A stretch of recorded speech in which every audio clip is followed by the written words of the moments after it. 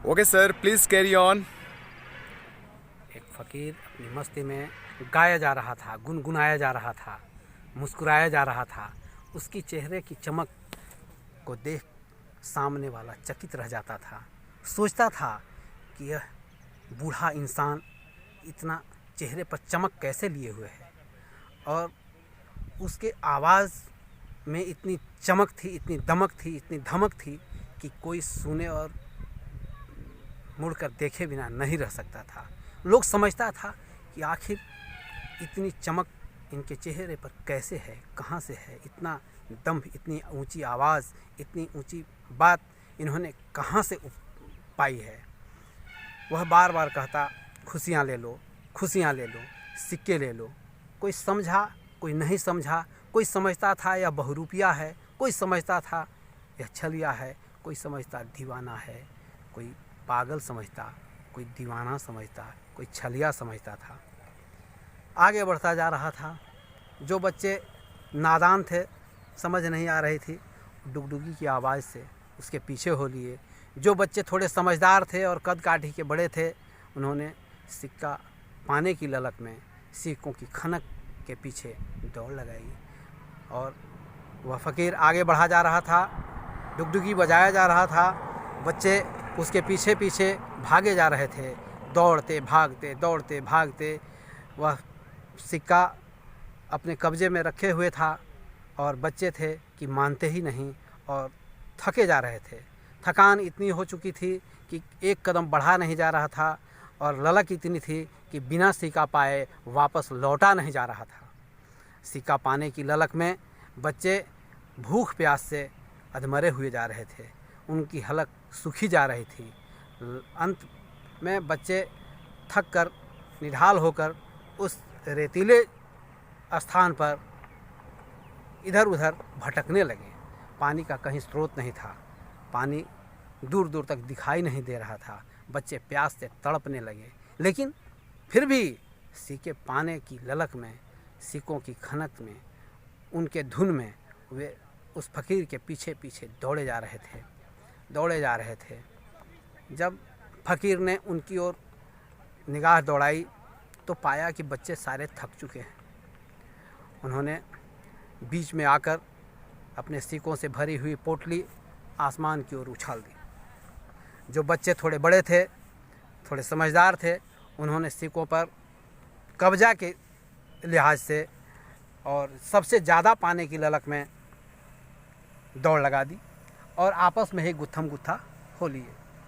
इसके में ये हुआ कि उनकी अपनी की शक्ति भी जाती रही और सिक्के तो उन्हें हासिल हुए भी नहीं, एक दूसरे से उलझते चले गए। एक बच्चा जो थोड़ा नादान था और किनारे खड़ा था, हाथ उसके भी एक सिक्के लगे।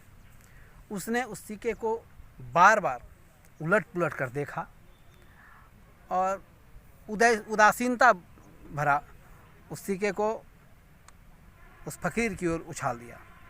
बोला, ये मेरे किसी काम के नहीं हैं। फ़कीर जब उसके तरफ देखा, फ़कीर ने कहा, बेटा यह सिक्के असली हैं, ले लो, ले लो, सोने के हैं। फिर भी उस बच्चे की कोई दिलचस्पी नहीं थी उस सिक्कों के पीछे, किनारे यूं ही बैठा रहा। धीरे से आवाज़ लगाई और उस फ़कीर की तरफ देखकर कहा, पानी दोगे, रोटी दोगे? फ़कीर ने मुस्कुराते हुए, सफ़ेद बाल दाढ़ी के बीच में मुस्कुराता हुआ चेहरा उस बच्चे की ओर देखकर आश्वस्त किया, कहा कि हाँ, मैं दूंगा, और मैं वह सब कुछ दूंगा जो तुम्हें चाहिए होगा। बदले में मुझे सिर्फ अपनी पागलपन दे दो। इतना सुनना था कि बच्चा दोनों हाथ ऊपर कर खिलखिलाने लगा, हंसने लगा, मुस्कुराने लगा। उसका चेहरा भी दमकने लगा, मानो वह छोटा बच्चा नहीं, वह बड़ा और समझदार बालक है। और उसके अंदर इतनी समझ भर गई कि दुनिया को समझ सका। अब उस बच्चे के मन में जो बातें आ रही थी, वह पूरे समाज, परिवार, दुनिया को संभालने की बात आ रही थी। उसके मन में यह उद्वेग आया, ऐसी इच्छा जगी, वह चिल्लाने लगा, मुझे भी देना है, मुझे भी देना है, मुझे भी देना है। आवाज़ लगाने लगा। वह फकीर, वह योगी, वह संत, वह महात्मा उसको अपनी ओर बुलाया। बोला, क्या बोला बेटा? मुझे भी देना है, मुझे भी देना है। बोला, हाँ मुझे देना है, बताओ मैं तुम्हें क्या दूं? वह फकीर थोड़ा आश्चर्यचकित उसकी ओर देखता रहा। कहा कि मैंने तुम्हें देने की कला सिखलाई है, आज के बाद तुम कभी किसी से पाने की चाह मत रखना। तुमको जो कुछ भी चाहिए इस झोली से निकाल लेना, जो कुछ जितना भी चाहिए इस झोली से निकाल लेना और देते जाना, देते जाना, सिर्फ देते जाना, कभी खाली नहीं होगी। इस झोली को कभी झांक कर मत देखना। यह झोली एक फ़कीर की दुआ है और तुम्हें कभी किसी भी संकट में नहीं पड़ने देगा। मैं आश्वस्त करता हूँ, तुमको किसी भी बात की कोई कमी भी नहीं रहेगी। तुम्हारे चेहरे की मुस्कान बराबर बनी रहेगी। सिर्फ एक ही कला, सिर्फ देने की कला, पाने की लालसा छोड़ देना है। तुमको जितना कुछ चाहिए देता जा, देता जा और इस संसार को सब कुछ दो जो चाहिए। धन्यवाद।